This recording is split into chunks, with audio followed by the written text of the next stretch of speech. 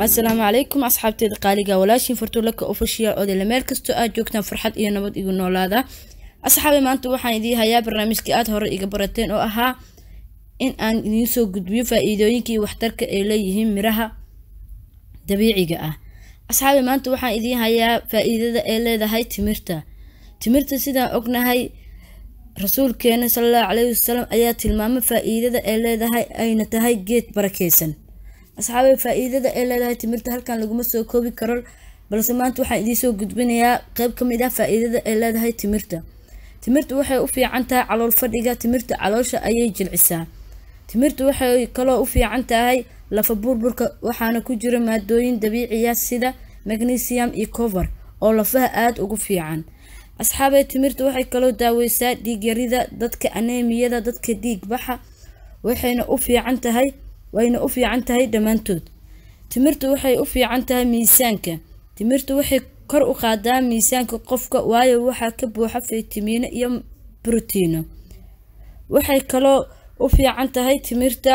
in ay baaliso gareyso sokorta jirka timirtu waxay u fiican tahay garaaca wadnaha timirtu waxay hoos u dhigtaa xanuunada wadnaha timirtu waxay kaloo u fiican tahay ama ay kobcisaa badisaa qulqulka dhiigga waxay kaloo timirta u wacan tahay dhinaca aragga timirta waxay ka hortagtaa cudurrada indho la'aanta ee habeenkii timirta waxay kaloo u fiican tahay hooyada uurka leh ama hooyada dhashay oo naaska nuujinayso waxay caafimaad iyo nafaqo ayay u leedahay qaaliga ah timirtu waxay dhintaa heerka kolestaroolka dhiigga waxayna ka ilaalisaa xididada dhiigga qaada qalafsanaanta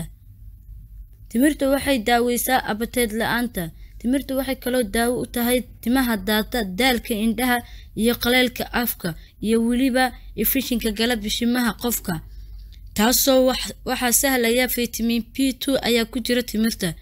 asxaabteeda timirta faa'iidada ay leedahay halkan laguma soo koobi karo sidaas darteed diinteena wanaagsan waxay nagu dhiirigelisay isticmaalka miraha timirta sidoo nabigeena sallallahu alayhi wasallam lagu soo wariyay magaajoodo qofkii gurigiisa taal timir asxaabay